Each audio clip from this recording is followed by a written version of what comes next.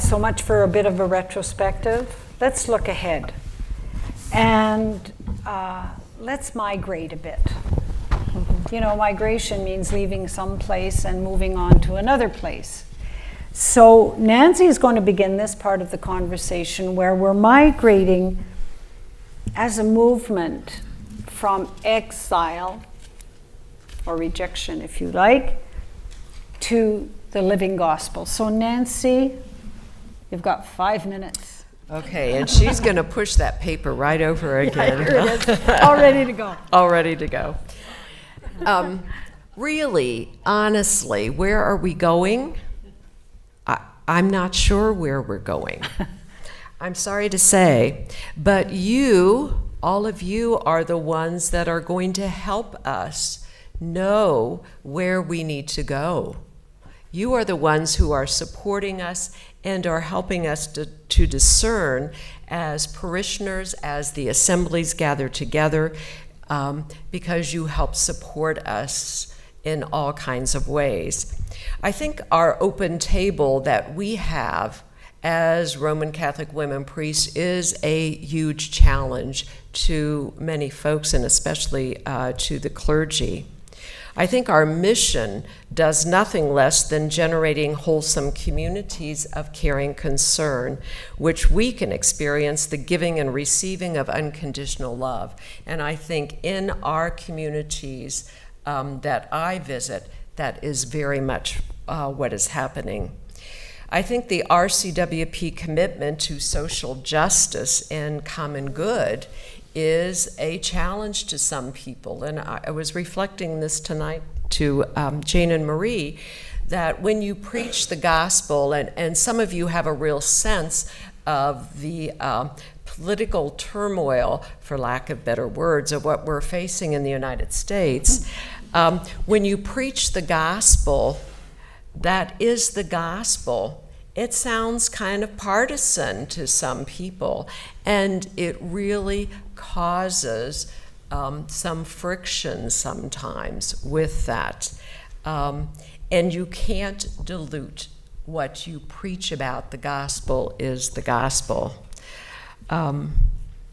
We have, I think, as Roman Catholic women priests, a tradition of prophetic and passionate prophets giving expression to what is in Vatican II. Many of you and many of us, they might consider in the category of fallen away Catholics, whatever that is. But so many of you are really ahead of the Curia and the papacy. There's no doubt about it. One of the things that Roman Catholic women priests do is we have circles.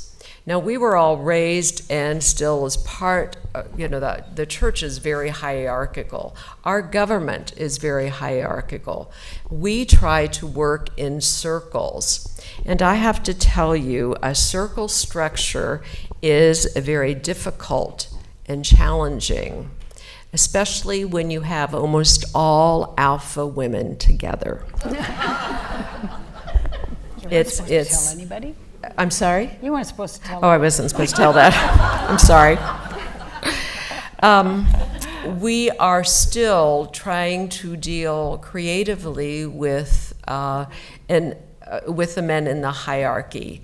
And I have asked our new bishop for an appointment, and I have never received any notion that he received that, nor is he going to meet with me. What I think, having been a Franciscan, I think our call, all of our calls, is to be very Franciscan. Francis and Clare began a revolution in the church. They really began a spiritual migration. And Francis and Clare rattled the church up to Pope Innocent III. They met with him. They moved and said what was wrong with the church. I think we are called very, very much to be our very deepest selves. We preach, and Francis and Claire say this, we preach by our lives, and when necessary, use words. That was Francis. So we preach by our lives. We certainly deal with criticism. I think we have talked about that. We talked a bit about Cardinal Ladero, the prefect of the congregation and the doctrine of the faith, that stated that the church believes in an all-male priesthood is an infallible teaching which should be held as an unchanging and definitive part of the Catholic faith. He stated that May 2018. They have not taken into account the sensus fidelium, you and me, what we see is so needful for our church. We were women that were born human, we were baptized, and we can image Christ. That is our call. It was an amazing discovery for me years ago when I realized God did not take orders from the cardinals or the institutional church. It's an amazing insight when you realize many women are called to priesthood by grace and the movement of the Spirit. And so many of our women, and so many of you are so helpful in this, are making so many sacrifices to get their education and to embark on a ministry that does not pay them. RCWP is a very young organization / movement. It's only 16 years old. And we are still growing and learning and maturing. Where are we going? I'm not sure, but I'm telling you, we are moving, and with your support, your prayer, your dialogue, and you working with us, we will become an ever-growing and spiritually mature movement. You will help us move to greater faith, contemplation, social justice, and meaningful Eucharistic liturgies. You will help us unfold our future with God's grace and the movement of the Spirit. And together, we will be the best communities in Roman Catholicism. Amen. Okay. Very good. Jane. The way it seems to me, for me, is that I don't see what the movement is going to look like in the next 25 years necessarily. But I am completely convinced that we are doing our job. In other words, what we do now is going to have an inevitable impact on what the Roman Catholic Church looks like at some time in the future. I don't know if it's 50 years from now, 100 years from now, I'm not sure. But I'm completely confident that we're doing what we need to do in order for ultimately the church to change. Or as my brother would say, the church has already changed.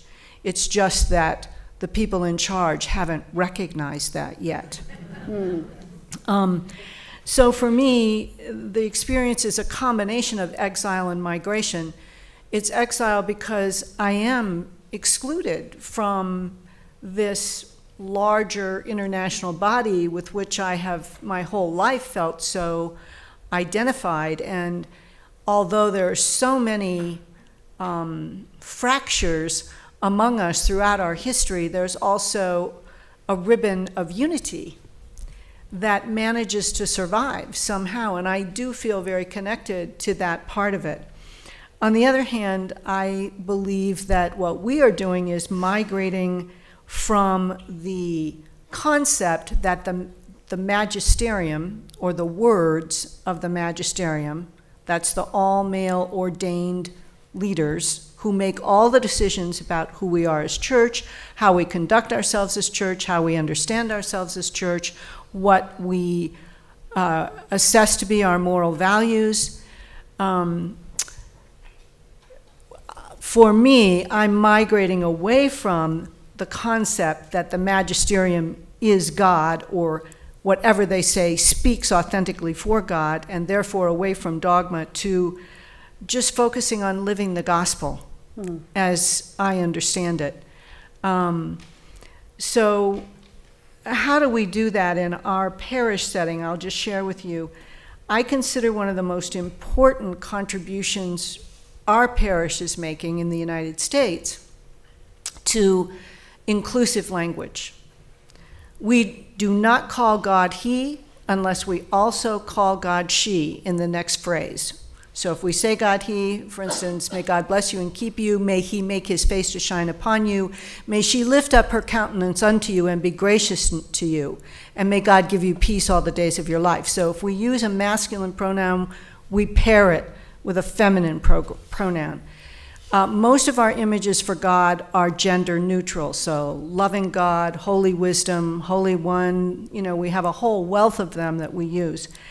Our liturgy follows the structure of the Roman Catholic Mass, but not only is our language inclusive, but our theology is contemporary. It's well-informed. We're not making it up as we go along. It's well-informed, it's contemporary, and in all of our hymnology, we use inclusive language. So, and over the years, because perhaps our parish was the first in the United States, we have shared our worship aids with other emerging communities, and they learn from us how to be responsibly creative in an educated manner.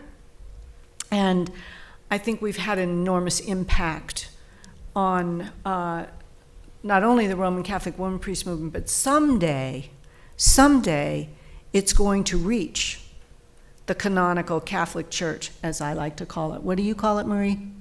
The institutional church. Yes. I call it canonical because it's canon law that rules how they conduct themselves. And but for canon law, it would be a whole different story. Yeah. So inclusive language is critical. I tried to build a democratic structure into our parish so that the clergy don't make all the decisions by any means. We have a community council that functions like a parish council that's in charge of all of our various ministries, and we have a nonprofit board that's in charge of legal, contracts, hiring, firing, that sort of thing. Different people are attracted to those different types of service. We have an open table. We're very ecumenical. We do have standards. So even though I will always believe that Jesus was radically inclusive, I also believe that at this time in history, women have to not only be as good as any ordained man, but we have to be better than any ordained man to make any progress. And so within our parish, we have standards. In order to preach and preside at Mary Magdalene, we call ourselves Mary Magdalene the Apostle. In order to do that, you have to have either an undergraduate degree in religious studies, or an MA, or an MDiv, or a PhD, and they all have to be accredited universities.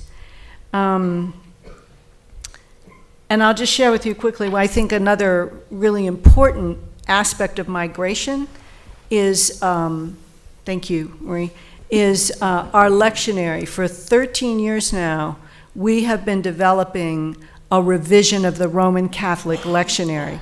What we've done with it is, we believe, is bring into the readings for Sunday every significant story about women in the Bible. And some that are not so significant, or they're significant but they're brief. Now that's major because it took me about, since I have a PhD in New Testament studies, it didn't take me long when I became responsible for the Sunday readings to say, wait a minute, what happened to the story of the healing of Peter's mother-in-law? We just skipped from this chapter in Mark to this chapter in Mark, and we left out the story about women, about a woman. And after about 2.5 years of this, my colleague Nancy Corn and I came to the regrettable conclusion that it's systematic and intentional. It's not unconscious and unintentional. So I think it's a major contribution that we've made. We also provide renderings of the readings that we do. And, I was looking at a reading in the canonical lectionary recently, and I thought, that reading, that translation is different than it used to be. So I'm not sure we're not already impacting them, the canonical church, because they're starting to be more inclusive in their language of the scripture. We also don't do hierarchy, so we don't really talk about Jesus as Lord. We talk about Jesus as Messiah, prophet, Holy One of God, because Lord is an import from when the Bible was first translated into English. A lot of words in Greek and Hebrew got rendered Lord in the English language, and it got identified with who God is, because God is Lord and Jesus is Lord, even though the word Lord can mean everything from sir, as I speak to someone I don't know, in an appropriate and respectful way, to God, God's self. Thank you. Thank you. Thank you. So, if you have questions about where you think we should be going, or where you see us going as a community of engaged Catholics, or if you have questions, please voice them. I'm not going to get up because I think my voice is loud enough. I wanted to ask Jane, you call your group your parish. We don't, in St. Bridget's here, we call ourselves a community. However, parish is an ancient word in the Roman Catholic Church, and it's a proper word for a group, cohesive group in a certain area. Now, have you found, in your experience, in your area, has calling yourselves parish been a problem, or has it been a benefit, or both? Interesting question, because my last canonical parish was called Santa Sophia Catholic Community, which is a hybrid of Greek and Hebrew that's not correct. But anyway, when we named our community Mary Magdalene the Apostle Catholic Community, and there was the Catholic community of the University of California, San Diego, the diocese prohibited, now I don't know if this was national, but the diocese prohibited any Catholic parish from calling themselves a Catholic community to distinguish themselves from us. We didn't change that. So we still call ourselves Mary Magdalene the Apostle Catholic Community, because we'd have to change our 501c3, et cetera. I mean, it's a big legal deal, to change it. On the other hand, parish was just my vision, Jean. That was me. I wanted to create a parish for driven away Catholics like my husband, fallen away Catholics like my adult sons, divorced and remarried without annulment Catholics like so many of my colleagues, LGBTQ Catholics like so many of my friends, and for people like me who were no longer able to worship with integrity in a canonical Catholic church. So I wanted to provide an alternative parochial experience. That was just my personal vision. And so Mary Magdalene got set up to provide all the same services. The only thing we don't have is a school. I wish we did, but obviously we don't have the funds for that. So we're set up as a traditional Catholic parish because that was my vision. Mm-hmm. Have you got static for it? Well, the first bishop of San Diego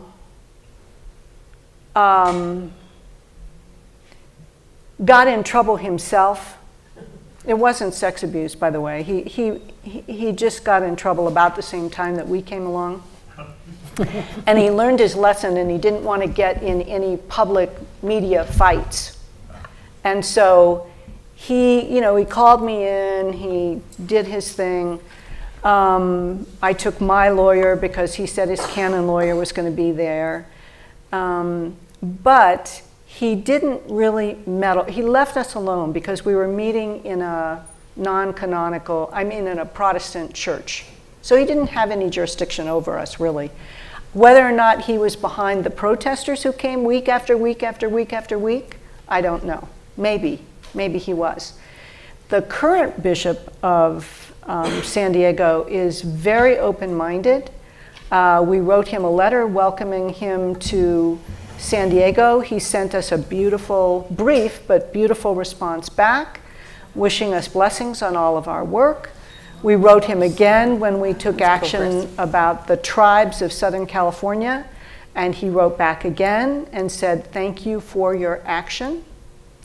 And then recently I wrote him before I was ordained a bishop just to let him know and to tell him why I was going forward with this. And I said if the official Roman Catholic Church were doing this, I wouldn't need to do this.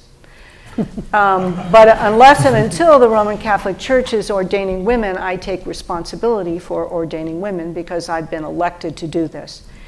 So right now it's very calm. People are very respectful. For the most part, very courteous. Under the previous bishop, there was a lot of kind of personal animosity directed at me or people from our parish by more traditional Catholics. Any other questions, comments? I'd like to know about money. I'd like to know how you get paid. I'd like to know how you do some kind of a self-sustaining lifestyle on the battleground. On the battleground? On the battleground or whatever ground. I can answer that very quickly. I have a catacomb group of women. We have Mass and supper once a month. So we have supper together. So I get sustained in that way. I get supper because I don't have to bring a dish. And then I have a community. It's called, I named it because I asked them about naming it, and nobody was really up for that. So I call it the Brownsburg Inclusive Catholic Community. We meet one Sunday a month, usually the second or fourth Sunday of the month, because Maria McLean, who is another priest, Roman Catholic priest, their community meets on the first, third, and fifth Sunday of the month. Sometimes they have a little basket that they say I can donate to. They feel this is their instigation because for a couple of years we met and they said, if we had a male priest in here, he'd be charging us X amount of money. And in fact, one of them said, yeah, my mother had Father so-and-so at their house, and everybody just chips in because it's a male priest, and you've been coming and nobody does anything, and so we want to support your mission in RCWP. So they donate, and we need to pay for gas, and you run off papers and you have time. So they make a donation of, it kind of depends on who's there and how much it is, but I can use that then, and I do use it for RCWP expenses and donate it to RCWP, etc. So, but do we get paid? No. It's Social Security and savings. Yeah. And we make it clear in the Canadian context, our candidates, one of the first questions when I was program coordinator before Ruth Roth, where is she? I would say to the woman, can you afford to do this? And I meant that at two levels. First of all, you're not going to get paid, so can you live on your current earnings? And so basically we adopted kind of the worker-priest model, where we have a day job and then we do ministry. I had a second point to make, but I forget what it was about money. We do receive stipends. Can you afford to do this? The other piece of can you afford to do this is that if you're working in a diocesan or a Catholic setting, I'm from Ontario, like in a Catholic hospital, a Catholic school, working for a diocese or a parish, you will lose your job. Yep. So, can you afford to live without this income? And I have to tell you, with especially younger women, it's out of the question. Because, as you know, most families now have 2 earners. So, and not only can often the woman not afford to be ordained because she can't afford to lose her job, but also she, as much as she'd like to be a priest, she can't afford to get the education. So part of the money that we receive in our CWP is what we call our education fund. So if a younger woman comes to us and says, I'd like to be a priest, but I can't afford to go to night school and take the theology courses or so on, we say, okay, we'll establish scholarships. And we are trying to set up a charitable status situation so that people who give us significant amounts of money can get a tax receipt for it. And we feel that that's one way we'll be able to build up a reserve for scholarships, because we really do need to enlist the younger women who really want to be priests and are called, but have these financial. So it's a good question to raise. Thank you. I might add one thing. I was the same. I was a worker priest. So I was a government lawyer. I made a very decent living.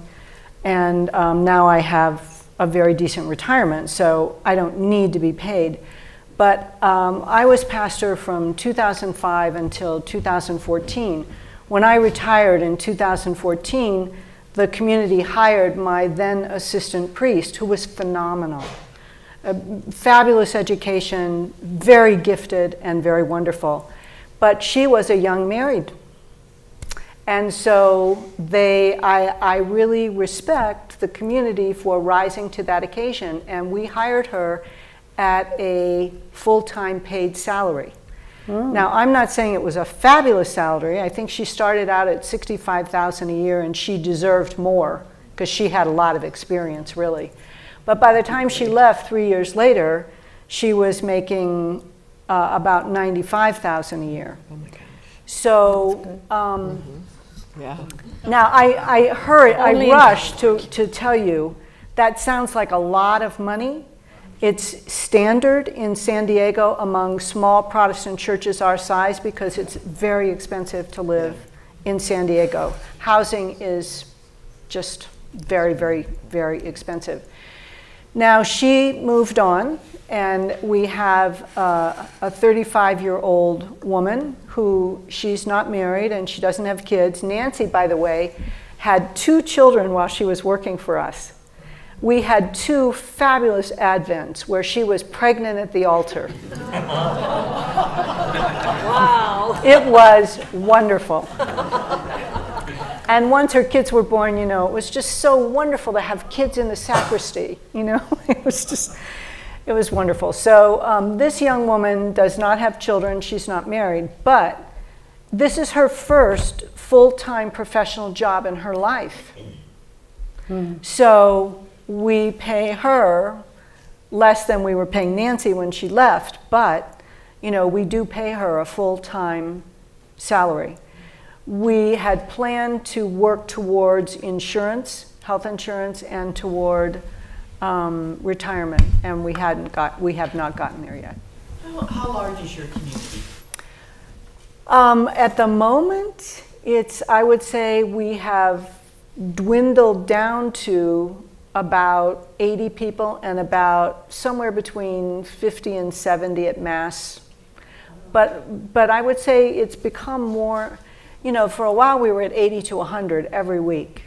and 110, 120 at holidays. But now I would say our average weekly liturgy is only about 50 people. How did you get your numbers so high? I don't know. I think the media was very helpful because I was one of the first. I was ordained a deacon in 2004. So 2002 was the Danube 7, 2003, Patricia Friesen was ordained in Barcelona, and then in 2004, Michelle, where are you, Michelle? She left, okay. And I were ordained deacons on the Danube River. So, and I had a priest friend who helped me start the parish in 2005. So we got lots of media coverage, and maybe that's what helped. What's the demographic of your parish like right now? Now, Yeah. I would say the average age is probably 70. That's another reason we're diminishing in size. We lost about 10 people last year to, they can't drive at night anymore. The spouse died. The spouse has dementia, and the other spouse can't bring them anymore. That sort of thing. We used to have a whole crowd, not a whole crowd, but I would say 7 families who were young and had small children. But pretty much those kids almost all of them have gone away to college now. And we're not attracting new young families.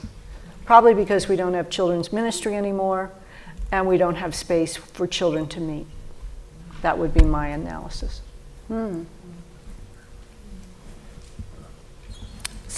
But I want to say I really agree with Marie. For the future, if this movement is going to survive, and we want young women to get involved, they have to have a salary. They have to be one of the 2 supporting incomes in their families.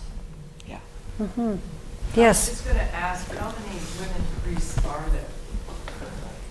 267 throughout the world, and there are two streams. There's RCWP, which exists in several countries.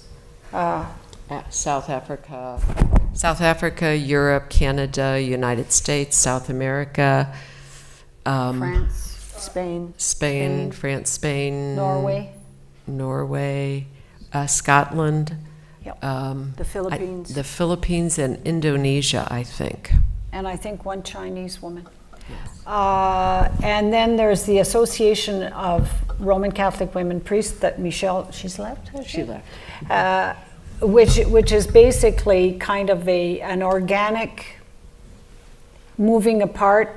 We're all Roman Catholic women priests, but we have a different training program and different style of governance, but basically the same mission, which is to ordain women.